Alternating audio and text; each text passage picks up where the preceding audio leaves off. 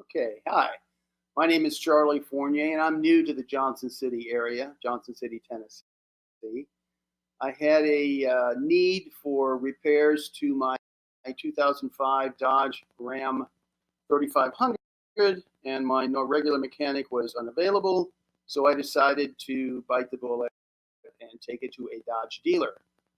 I chose Autonation Chrysler, Dodge, Jeep, Ram, and Fiat of Johnson City through a Google search, and it seemed like all was going well until this problem surfaced. Well, I don't normally use the dealerships because they charge an outrageously higher hourly rate, and they use a system for determining problems that I believe is designed to sell parts. So they say, this is how we do it. This is how, and we have to follow this step by step by step. And each one of those steps involves the sale of a bunch of parts that you may or you may not need. In this case, I did not need any of the parts that they put on my car. They assured me, I double checked with them a couple of times, this will repair the problem. You're not guessing about it. This will repair. Yes, we've got this machine that tells us what's wrong. We follow it step by step, and your problem. This will cure your problem. Okay, great. It's $1,000. Okay, well, I wasn't really wanting to spend that kind of money, but that was that. So I said, okay, go. So they did. 2 days later, I picked up my truck, and okay, I took it away. About an hour later, the same problem returned, and so I called them back. I said, "Hey, I'm out on the road right now, and the same thing just happened." I said, "You guys said you fixed it. What's up?" Well, so they said, "Yeah, okay, well, bring it back in." So they gave me a date, a week in the future, and I made the date with them. Okay, fine, bring it back. So I took it back to them that date and was told that I would have to wait, come back in a couple days, because the guy who worked on it is the same guy we want to work on it again. He's working on somebody else's car now, and we can't. So, I explained to them. I said, I work every day. I use this truck to make money. I can't afford to just continually change my schedule to suit yours. I said, I changed it today because that was a week ago. I was able to do it. I'm here. Fix the car. No, we can't. So I wanted to see the service manager at that point. Talked with him. I had to wait. He said, well, you have to wait. So I sat down and waited. It was like half an hour later.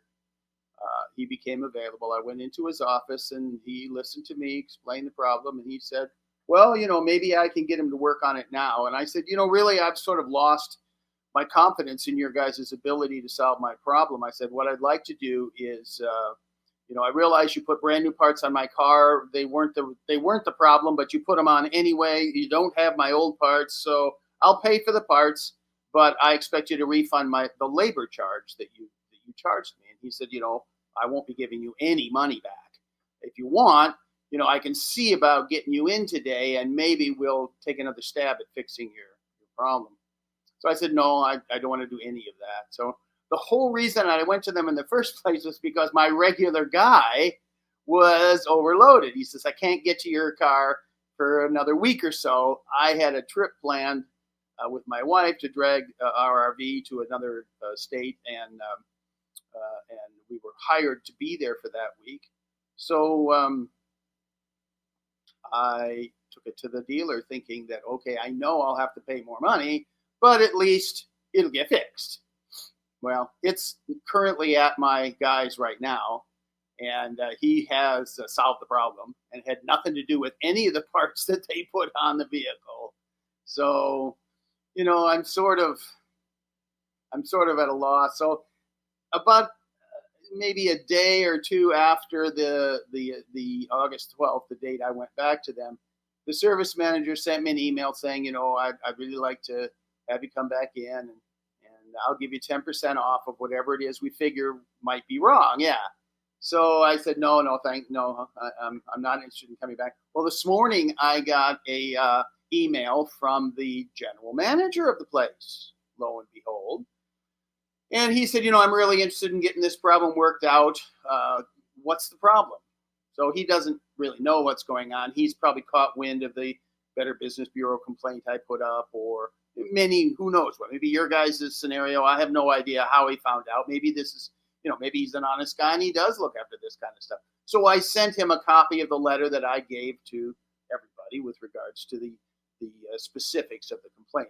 Whether he'll come back to me or not, I don't know. My vehicle is fixed now, so I don't need to worry about this. How many times total had to go to these guys to take the truck there? Because it was my understanding from the story that you told that you had to come back to them a couple of times to fix it. Once and dropped the truck off, and they kept it for 2 days and did the repairs that they said were necessary to fix the problem.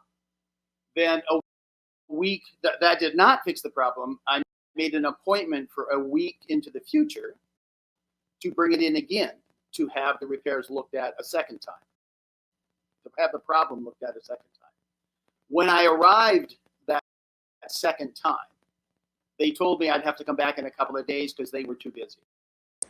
According, in their world, the guy that did the first time was going to be the same guy that worked on it the second time. He would have a little insight perhaps into it or whatever. But the fact that I'd make an appointment a week in advance, I expected that guy to be ready to work on my vehicle when I got there. I was there 10 minutes early for my 10:30 appointment. And then to find out, after making the arrangements and that stuff, to find out that, well, you come back in a couple of days because, he's busy working on something else.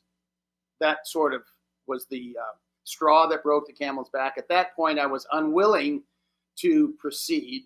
And that's when I wanted to see the service manager to talk about settling my claim of them not doing what they said they were going to do. They said, both people said, the service manager said, the mechanic said, this will fix your problem. We're not guessing. This might, I said, if he'd have said, we're thinking this is probably it. It could be a couple of other things. They didn't say any of that kind of stuff. They said, it's going to cost you almost $1,000 and this will fix your problem. And your problem was, according to them, was the car?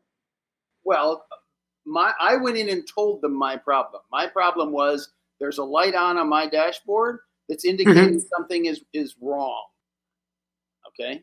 So the vehicle was having trouble starting at times, which I perceived to be associated with this light. I did not know for sure. What do I know? I just know how to start it properly.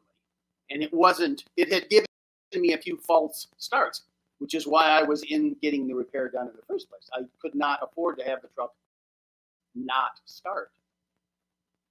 This is a preheat circuit. In a diesel motor, you need a preheat. You need to heat the air up going into the truck, into the engine on the initial startup so that it will combust. All diesels use this preheat. So it's a circuitry that's elaborate to heat the air. Basically, it's on the intake manifold that gets turned on, and the air that passes through now gets heated by that, radiant coil. Charlie, if we were to estimate the monetary loss that you had to suffer because of Autonation Chrysler Jeep, ballpark, what would you say you lost because of them? Well, I lost almost $1,000 in parts and labor. Obviously didn't have any, it's hard for me to say had nothing to do with the problem, but did not solve the problem like they said it was going to. They want to throw more parts at it. That's typically what I find when you work with a dealership. They use these diagnostic programs that are designed to sell parts. They look at the mileage on the vehicle and say, oh, wow, this thing's old, and this thing's got a lot of miles on it.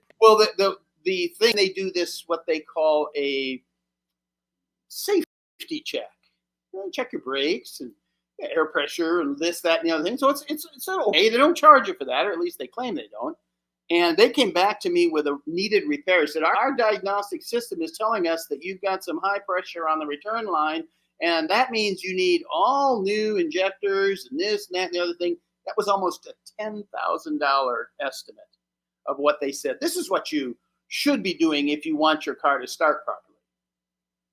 And I said, I've got a light on the dashboard. I'm not spending $10,000 in 5 years. I don't even want to spend $1,000. I said, are you sure this repair will fix the problem? Yes, we're convinced this is. And the Autonation Chrysler Dodge Jeep team, what do you have to say about their customer service? Because you spoke to them repeatedly and you voiced your opinion about the situation. How did they react to what you had to say to them? Were they helpful? Were they not helpful? Were they sympathetic? Like, what would you say their overall response to your issue was? To me, they never turned me down or ushered me out the door or anything like that. But they were following a pre-selected service plan. The guy was, the service manager, not the manager, but the service agent that I initially talked with. His name was Matt. He's the one that signed me in. He's the one that assured me we'd find the problem, don't worry. And he's the one I had most of the communication with initially. And he was a nice enough guy. He definitely explained things to my way of understanding, and everything was fine. When I left that day, it was with thoughts that everything was taken care of. Everything was fine. The truck was operating properly. Things were good. When the problem returned within the hour, and I called back and spoke to the same gentleman again, he was quick to say, "Well, let's get it back in here. When can we set you up to get it back in here?" And made that appointment for a week into the future. And that was all great. When I arrived there that day, they were happy to see me and that kind of stuff. And then within like 10 minutes of me being there is when he told me, "Hey, you're going to have to come back in a couple of days because your mechanic is working on something else." And that's when I was, what?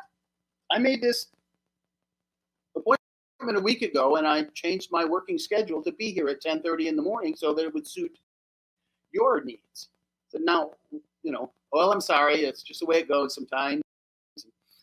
And at that point there, I was tired of talking to Matt, and I wanted to, at that point, I had made up my mind that I had lost confidence in their abilities to do the repair.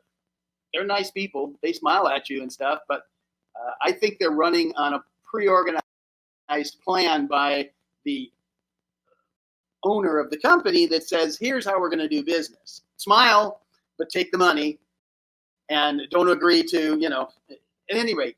So I waited for the service manager thinking that I would need to get to someone at that level if I were to get a coupon.